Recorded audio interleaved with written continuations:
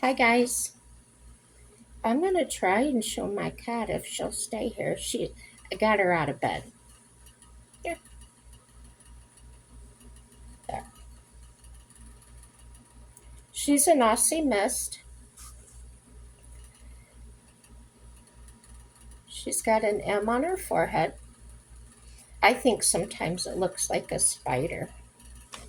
She's got stripes. She's got the light underbelly. She's got spots. I don't think you can see them very well.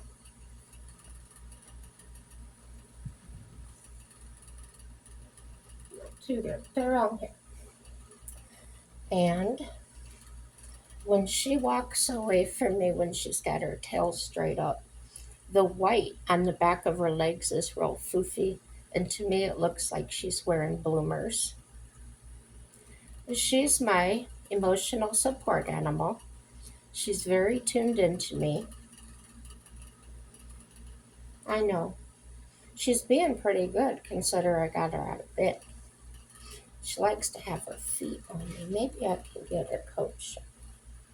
But she's got stripes and spots, and they were created they're considered the Australian Mist is a rare, gentle, and affectionate cat, and she really is affectionate. And it says this kitten resulted from the crossbreeding of several breeds in search of a sociable, friendly animal with a particular appearance. And I never thought to look it up before. It says the Australian Mist is popular with first-time cat buyers because of its moderate appearance with no extremes. Its eyes are expressive, its face is broad, and its cheeks are plump. The cat's thick coat is short and hardy. Its tail is plumply furred, and the cat is of medium size, and the color scheme is delicate.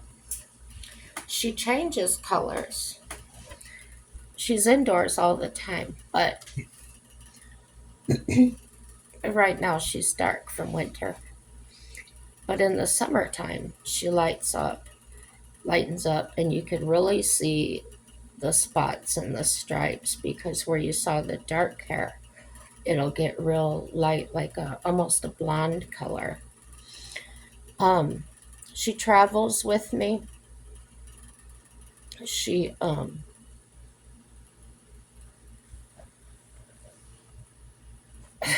she's just special. Here, Daddy. Um, I know you've seen my early videos where I'm sitting in front of my pantry, and whenever I was setting up for a video, she would jump up, get up there, and just watch me. And sometimes she would hang her little paws over in her head and just watch. Some of them, she's there through the whole video. When I go to bed, she comes to bed with me. And sometimes, this is funny though, my feet get really cold because of my circulation and everything. And I'll have them under the blankets.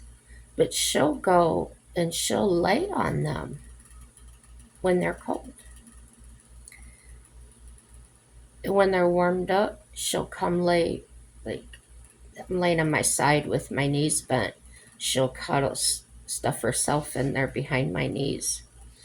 When she wants me to wake up, she'll walk on top of me. And I swear, this thing is driving me nuts.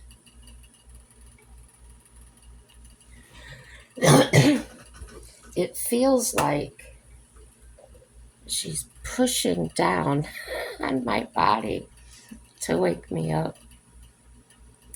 I sleep with the CPAP mask over my nose, and she'll like put her teeth on it like she's biting it. Anything to get my attention to get up. She's used to having her wet food in the morning at 6 o'clock. And then at 6 o'clock at night, that's her supper time. But I leave about about a cup and a half of dry food out for her during the day. At night, whenever she wants to nibble on her kibble. And of course, we give her these little treats.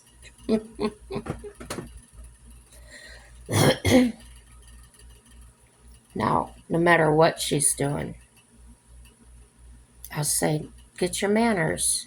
And she will just sit down and look at me. I have the treats. I say, "Do your trick." And she'll sit up on her haunches. Sometimes, when I have the treat, she'll just automatically go up. I don't have to tell her. Now, here's the difference between when I feed her wet food and when my husband does. I use a grapefruit spoon. We both use the same spoon. And if you know how small they are and pointed, we only give her like the tip of the spoon. It's maybe half a teaspoon she gets, maybe three quarters, depends on how we scoop it out. And she eats it, she goes about her day. She's a smaller cat, so that's why we don't feed her a lot. And she's extremely active. Um, she'll bring her, I found so many of her cat toys in my bed. And I think what she's doing at night is she's bringing them and wanting me to throw them or something, and I'm asleep. So I pick up a toy and I'll count one, two, and by the time I get to two, she's like raring for it to go. You know how a dog does when you're playing fetch; they get excited. I'll say three and throw it at the same time. Boom, she goes after it. Sometimes she brings it back, sometimes she doesn't. And then there's another game she plays. She'll bring one of her little fuzzy balls and she'll lay it at my feet and back up. And I'll kind of kick it towards her. Sometimes it goes a little past her and she'll go pick it up and bring it back, put it by my feet again. Or she'll bat it with her paw towards me and then we'll kick it back. So, yeah, she's pretty neat, personality wise and stuff. I've never had a cat like her. The way she acts and things. Um, she's got she's got her own stuff. In other words, that's her litter boxes, her cat tree, her dishes. Um, her food and water. Um, that's her stuff. And the way we know that is whenever we go to clean it, to move it around and sweep or vacuum or whatever, um, she'll come wherever she's at. She knows you're messing with her stuff, and she'll just come over there and watch what you're doing. Um, we move it out to the middle of the room to clean the area where it's at. She'll go get on it, claim it. This is mine. This belongs to me. Um, she's past spoiled, I think. We call her Runt. It's RUIN, like ruin, but put a T after it. Runt. It's a word that my dad used to say, um, when he was making a joke about a little kid being spoiled or an animal being spoiled. So I've kept it going. Um, she, I just love her to pieces. So in the morning, when my husband gets up, he gets up really early. She starts this incessant meowing, and he'll talk to her and stuff. Now, she meows to him, but she doesn't to me.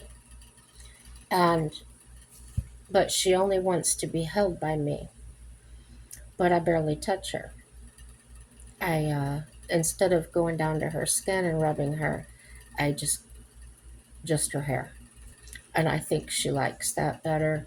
Um, I don't hold her tight. I just basically let her sit on me, like you were seeing me do.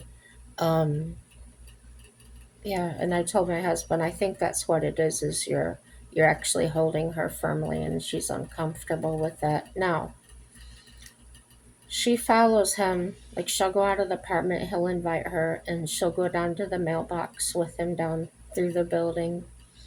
Um, she won't go up to anybody else. She'll look at them, she'll sit down and look at them, but if they walk towards her, she'll hiss, like, but she's never, even my caregivers, she'll hiss and growl at them and everything. But if they reach up and put their hand on her tree or wherever she's sitting at, there's no violence. She doesn't do anything but hiss and growl at them. So, Cheryl, the caregiver that just quit, um, she made her a cardboard box, cut the cardboard box, a hole in it. And then I had the idea of attaching her little tunnel to it. I'm going to see if I can show it to you. Sorry about all the shaking, guys. Yeah, I can show it to you.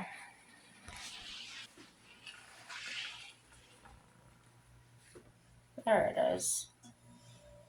And she can go in there, and she does. She totally, she'll come running out of the bedroom, and she'll zoom through her tunnel and go in that box. And sometimes she will stick her head out the top, or sorry, I'll stick my fingers in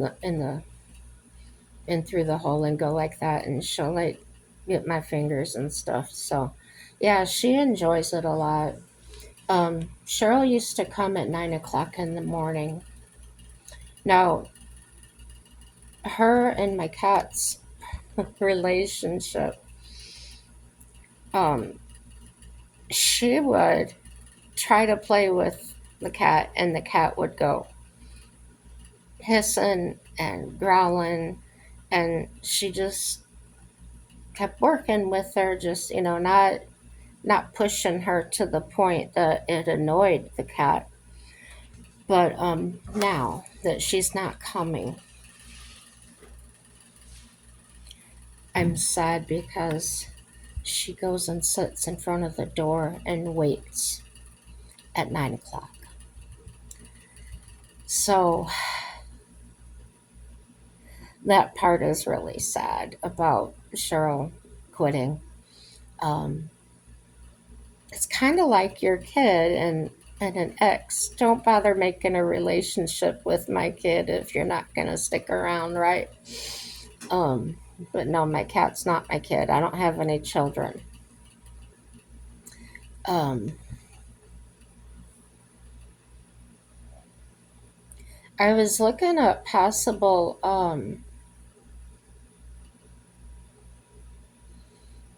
health health problems that this breed has, and there's a few. So um,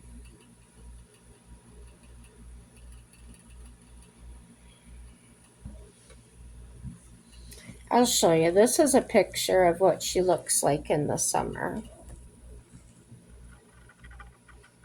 See that light color? Yeah, that's what I was trying to explain. I was calling it like a blonde color, but it's more like a. It's not gray. It's like a muted. Gosh, just the lightest tan or beige you can imagine. And there's so many different colored hairs in there.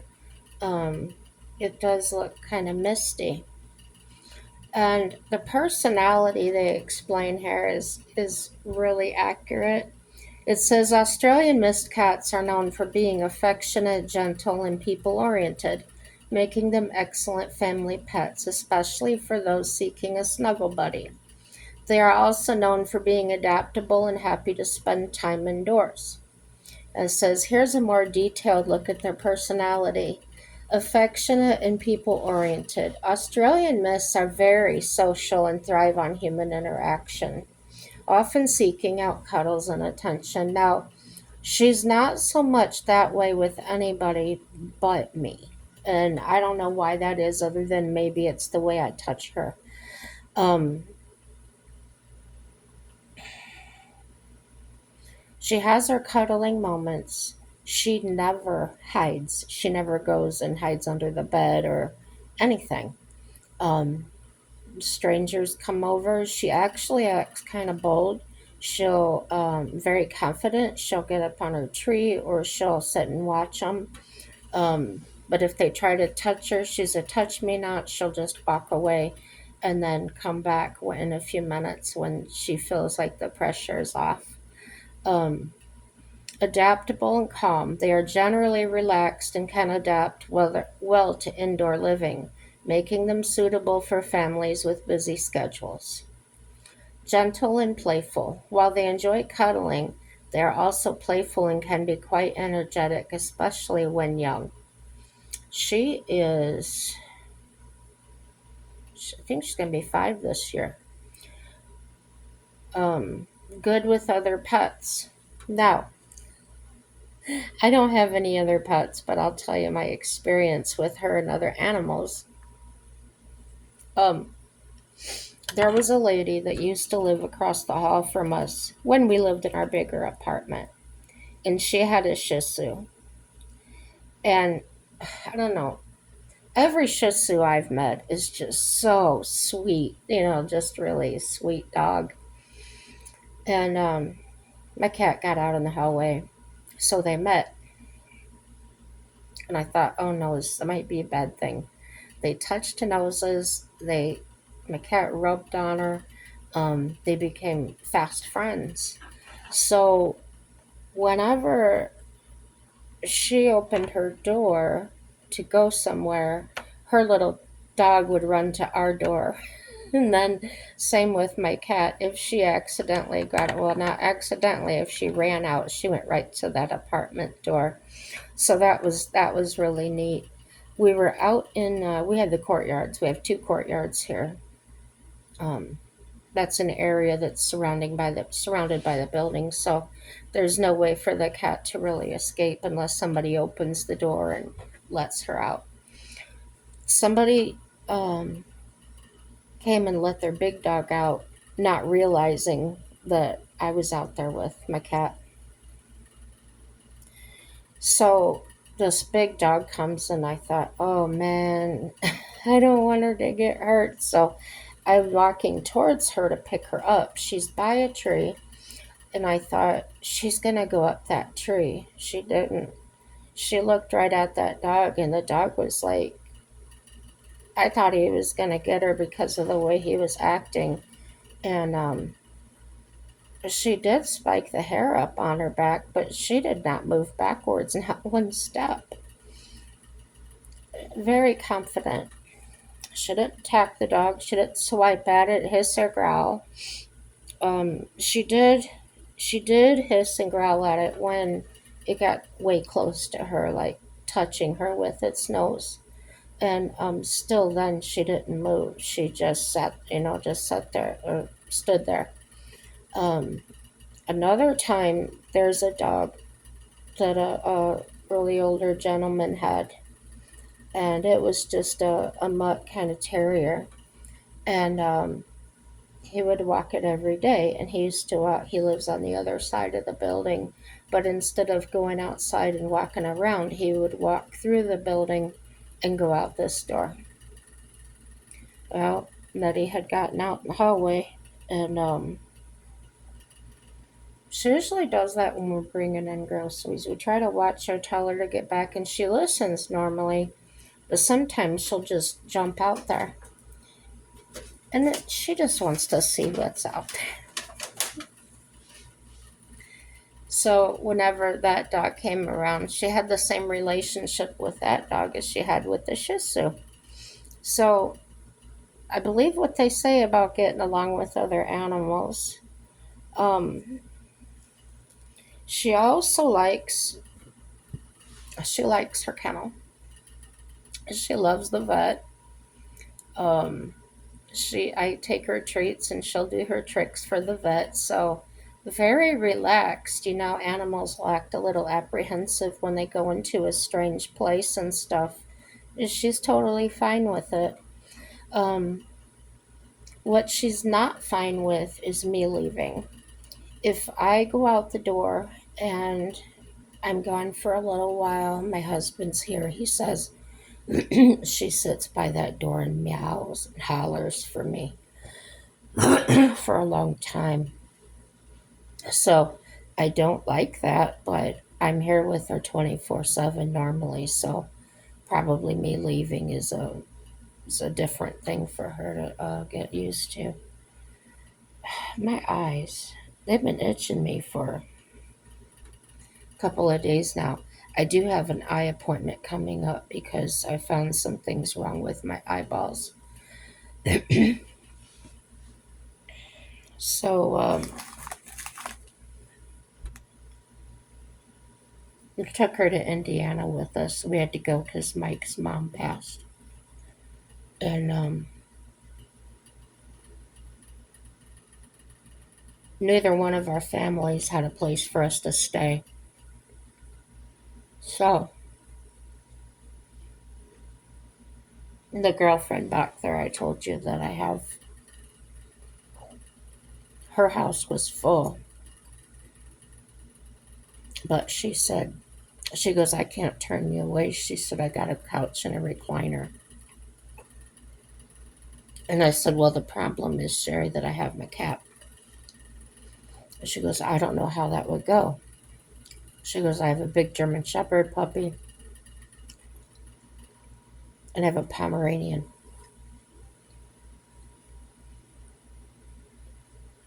She goes, go ahead and bring her. We were actually, before we left, my family told me, well, come on. His family told him, come on. Now, both of his brothers have campers set up in the campground, and this wasn't winter time, it was summer. We needed to stay 3 or 4 days. And he even asked his brothers, well, could we go stay in your camper for a few days? Both of them said no, absolutely not. No love, I tell you, no love. So there was never any reason for that. Nothing happened or anything before that. It was just they didn't want us to stay in anywhere.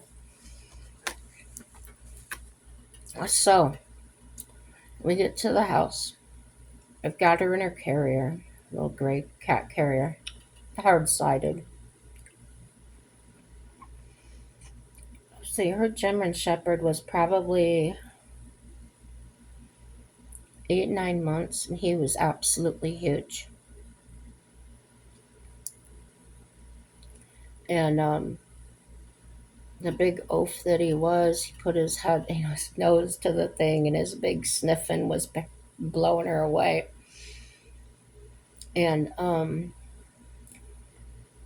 she was okay with it, and she was right there sniffing him too. And I thought, she has no fear of a big dog. I better watch her. And Sherry tells me, well, let's go put her on the front porch. It was probably 6 by 8. It wasn't very big, but it was enclosed. Now, her house is right practically on top of railroad tracks. It's their yard and the tracks. So loud, very loud, because there was an intersection right there, and the horn train, plus the vibration and everything. So I went out to the porch when I heard the train coming, and I would pick her up and hold her, cover her ears. But train came, she showed no fear. Didn't bother her. I don't know if it's because I was holding her or what, but I checked on her very frequently because it was a different house. I kept making sure she had water out there and food, and I knew she wasn't used to being all alone like that. So everywhere we went, we took her with us.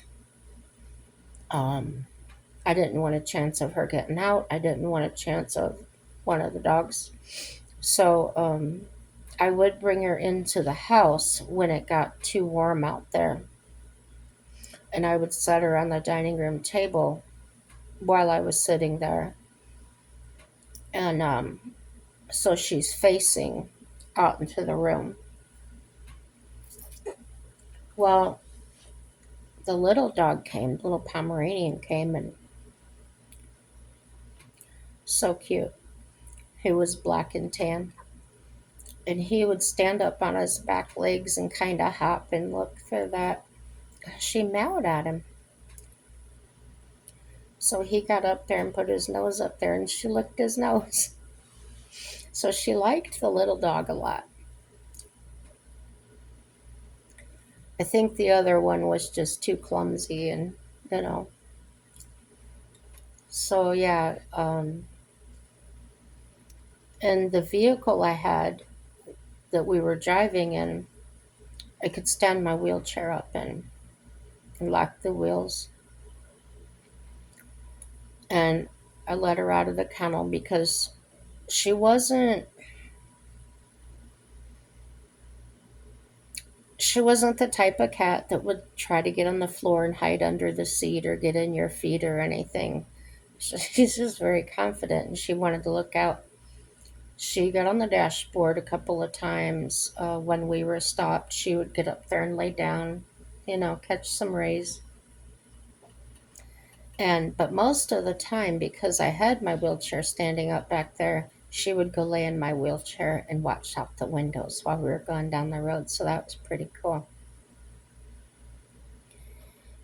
Um, of course, like every other cat, she likes to come sit in the bathroom while we're using it.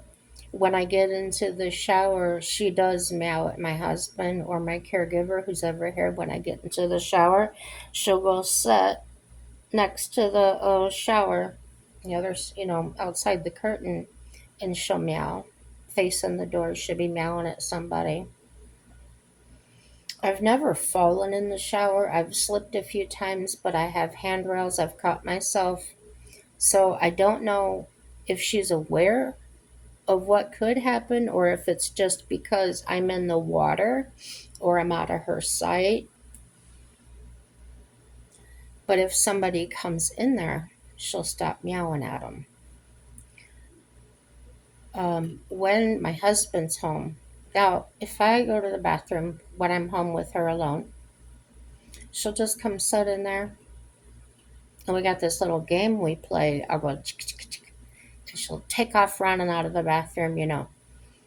And then she'll peek around the corner of the wall out there and we'll play peekaboo because I'll just put my head over the other side of the wall there while I'm sitting there. And then she'll come in and like swat at my ankles a little bit, no nails or anything. And then I'll make that noise again and she'll take off again. So yeah, she's always interacting with us, doing um, like I'm doing the video. She's sitting right over here and yeah, talking about yeah. So yeah, she's a communicator. Another funny thing is when we're outside in the courtyard, I don't leave her there by herself ever. But I had to once. I just had to run in and use the restroom, and I used the the public one that's out there when I do that, just so I can go quicker and get back to her. When I do that, I've been told she just sits by the door and waits for me. So when I come back and I open the door, she'll take off running like we're playing a game. Now, here's the strange thing, she absolutely refuses to go potty outside. If she has to go, she'll meow at the door. I'll open the door and we'll walk in, and she will make a beeline down the hallway to our apartment door. Let her in, and she'll go to the litter box.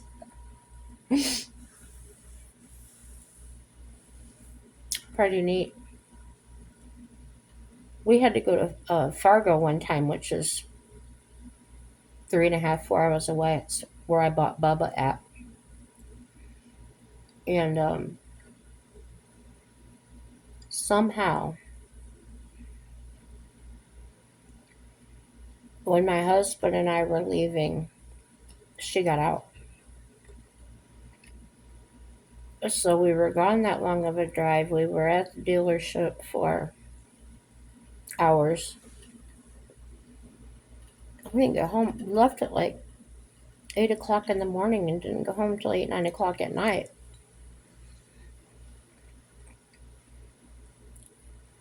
So somebody found her. When they found her, she ran back to our door. I think because she thought they'd let her in. Well, the maintenance man found her.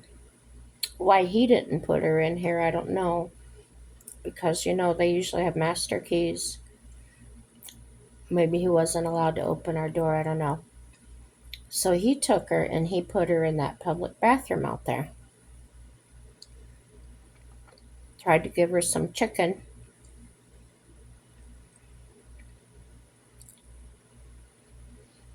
Put water in there and a blanket so she could stay off the tile.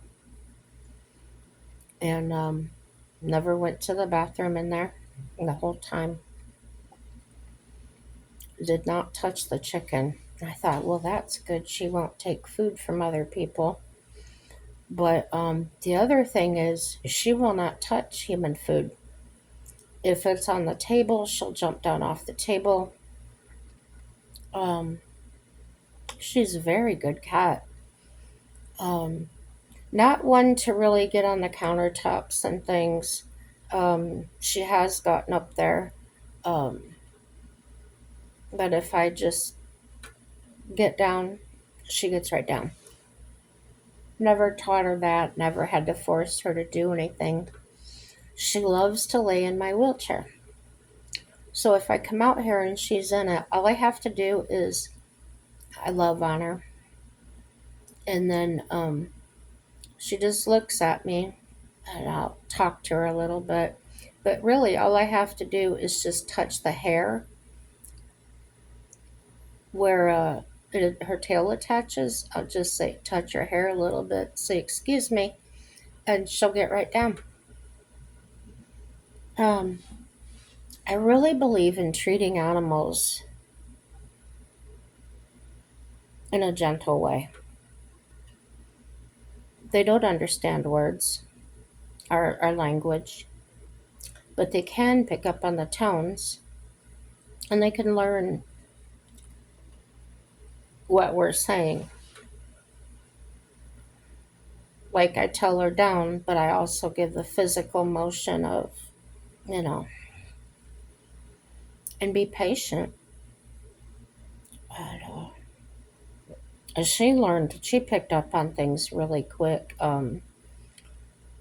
When she came to our house, she was so tiny, she still had the dried umbilical cord attached. She still had her baby blue eyes. And it was a blizzard. It's the middle of a blizzard. And when I heard her meowing, meowing, meowing, and I went out there and I brought her in, and she literally just fit right into my one hand. And my husband says, "Oh no," because we had 3 cats already at that time. He says, "No, not another one." And I said, "Oh, please just hold her for a minute." I said, "She's so cold." And once he touched her, he said, "She's too small." I said, "I know." He says, "Oh, don't put her out there." I said, "No, I'm not." Anyway, I'm watching her and watching her as she walks around. Um, my one cat was dying. Nothing I could do. She was just dying. And this little one went up and sat with her, laid with her, licked her face and her ears. This little bitty kitten is comforting her. And, but anyhow, when I'm watching her, she eventually started to go potty, I saw her squatting down. And at that time, I just put her in the litter box, and that was all it took. She could barely get into the litter box. She was so tiny. But she would climb, claw her way into there and go. And I've never had her go anywhere else. Now, I use two litter boxes. I just feel like maybe she wants a clean place to go. And I usually clean them every day, sometimes just every other day, or just depends on how much she uses it. Now, after I clean, well, I told you how she is about her things. So she has to sit there and supervise me, and as soon as I get it finished, she'll go in and pee in one and poop in the other. And I've noticed she'll do that. She'll use one for the feces and one for the urine. She's something else, guys. Um, she's such a part of my life. Um, Sometimes I cry for absolutely no reason. It's part of my mental problems. And she will just jump on me and love on me and everything. If I'm crying too much, she'll give me a little love bite on the wrist or something, like telling me to quiet down or telling me that she loves me. And that's just pretty cool. I would miss her so bad if something happened to her. Um, she's really just made herself um, part of us. And I wish I could have. We can only have one pet here, but sometimes I wish I could get her a kitten or something. I think she would just love having a companion. So yeah, um, that's why I was kind of thinking about a Papillon. They're they're a small dog, but they're sturdy and healthy. Um, and they can be pretty gentle and smart. So I thought that might be a good match for her since she loves the small dogs. So, yeah, let's see if they have any other interesting facts in here.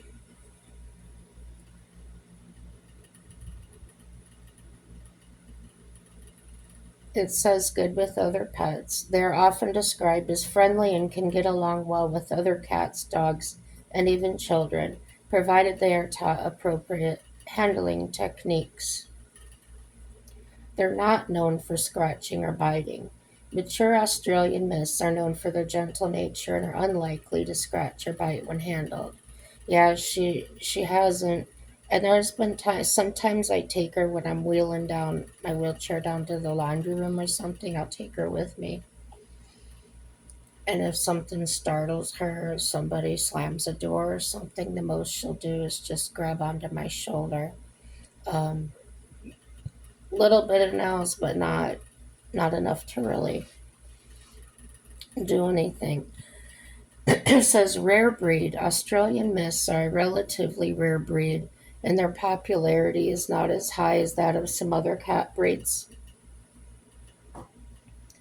I had never heard of it. Um, If you look at the cat on the end, the darker one, that's what she looks like when she's sitting.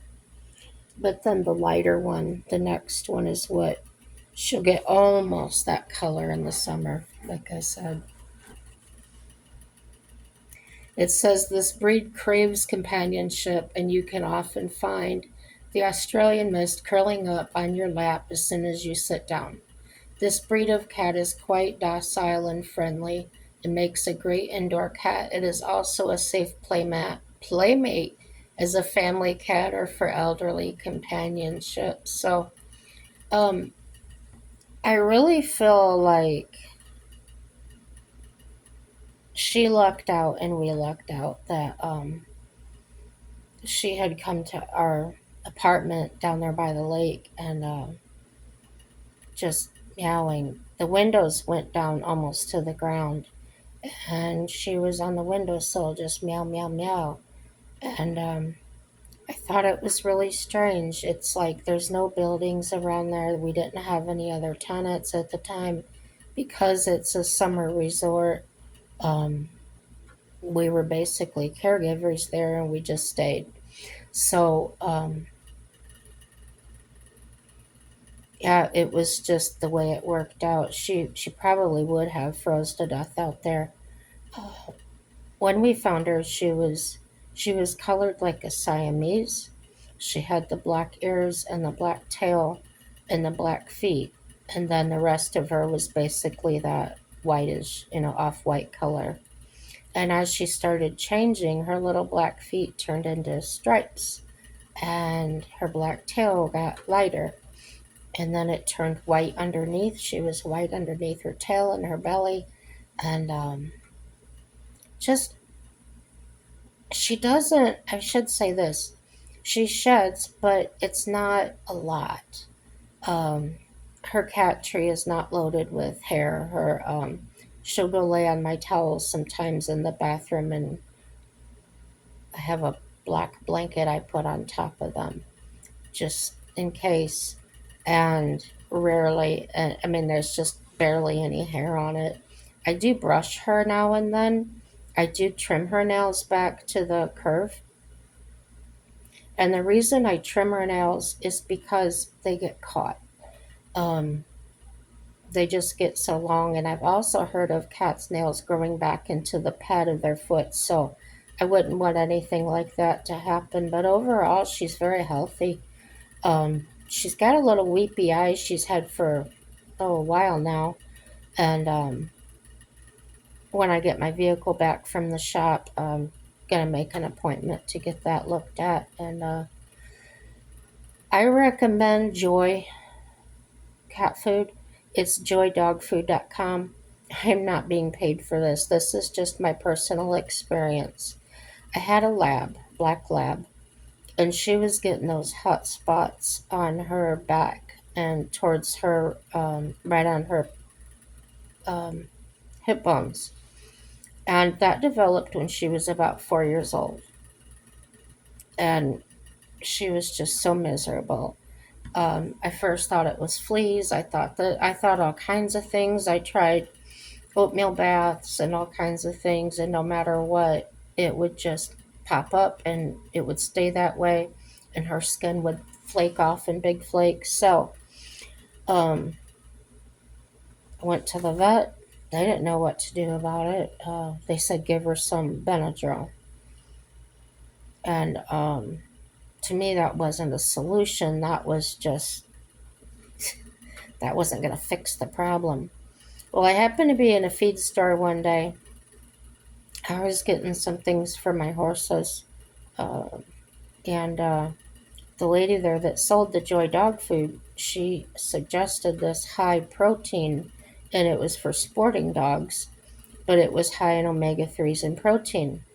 Well, I started feeding my dog that, and her hair came back.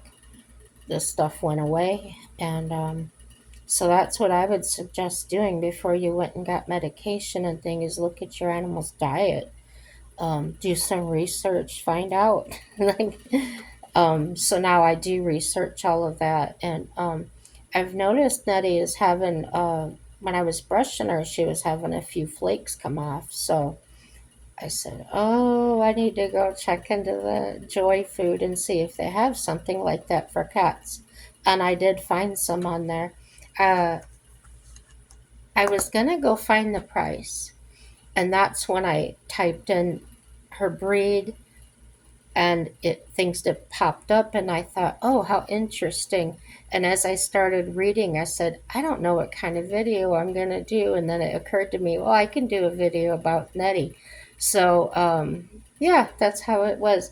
Tell me about your pets and what they mean to you and what kind they are. um, just leave some comments. I would love to read them and learn about yours. um, I guess that's going to end this video. I'm 45 minutes now. I just get to talking, guys. I can't shut up. So, subscribe, like, dislike, share it with your friends and enemies. Everything's good, guys. It really is. And everything is going to work out for our good no matter what's going on. It may look terrible and horrible and things, but just trust God is working this out. So, I guess that's it. And have a happy day. Bye bye.